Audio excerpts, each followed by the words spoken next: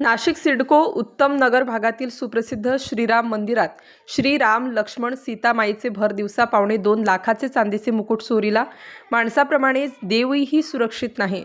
शुक्रवार रोजी दुपारी 1 ते 4च्या सुमारास श्रीराम मंदिरातील प्रभू श्रीराम लक्ष्मण आणि सीतामातेच्या मूर्तीची चांदीची मुकुट चोरीला गेल्याचे मंदिरच्या निदर्शनास आले असून घटनास्थळी अंबड पोलीस दाखल झाले असून सीसीटीव्हीच्या माध्यमातून तपास सुरू आहे.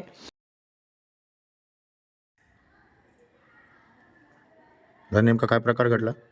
आज आहे ना, सकाळी एकादशी असल्या कारणाने आमच्या इथं सकाळी अभिषेक, महापूजा आणि महाआरती झालेली होती. सकाळी 9 वाजेपर्यंत आमच्या मंदिरात पूजा असते एकादशीला आणि त्यानिमित्ताने 12-1 वाजेपर्यंत आमचं मंदिर एकादशी असल्या कारणाने ओपन राहतं. पण त्याच्यानंतर 1-1.5 वाजेपर्यंत इथं बरेचसे लोक आज एकादशी असल्यामुळे दर्शनासाठी येत होते. त्याच्यामुळे आज मंदिर साधारण 1 वाजेपर्यंत उघडं होतं.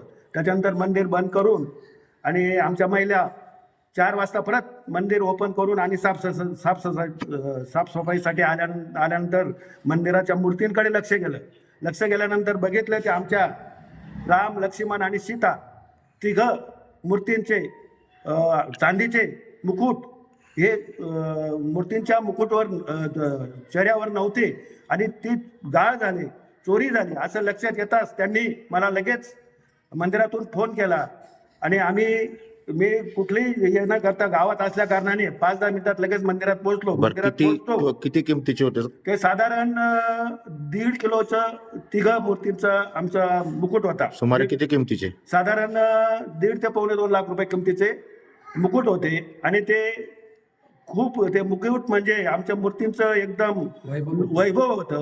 आणि आता पाहिल्यानंतर आम्हाला इतकं दुःख झालं की बा देवाचं सुद्धा वस्तू कोणी चोरून नेतं, हे आमच्यासाठी खूपच म्हणजे आजचा दिवस धक्कादायक आहे. हे आम्ही पचवू शकत नाही, एवढा मोठा धक्का आम्हाला बसला. या संदर्भात आपण पोलीस स्टेशनला कळवलं. आम्ही आता लगेच पोलीस स्टेशनला निघतोय आणि अंबड पोलीस स्टेशन इथं आम्ही रीतशीर आमची तक्रार देतोय.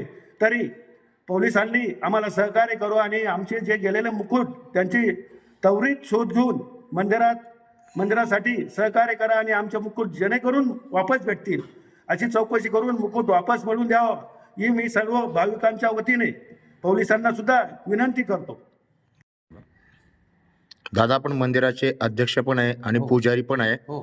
तर काय प्रकार घडला? आज सकाळी मी बरोबर 7 वाजता मंदिरात आलो.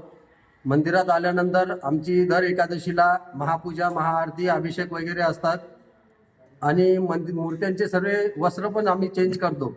तर मुकुट काढून बाजूला ठेवून वस्त्र वगैरे चेंज करून मुकुट घालून पूर्ण पूजा वगैरे महापूजा झाली, महाआरती झाली आणि त्यानंतर 9 वाजता आम्ही आमच्या घरी निघालो.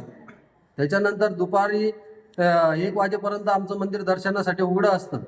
तर बरेच भाविक येतात एकादशी निमित्ताने रामाचं दर्शनासाठी आणि 1 वाजेनंतर 4 वाजता परत आलो इथं तर आम्हाला मूर्त्यांचं काय म्हणतं मुकुटच दिसले नाही आम्हाला.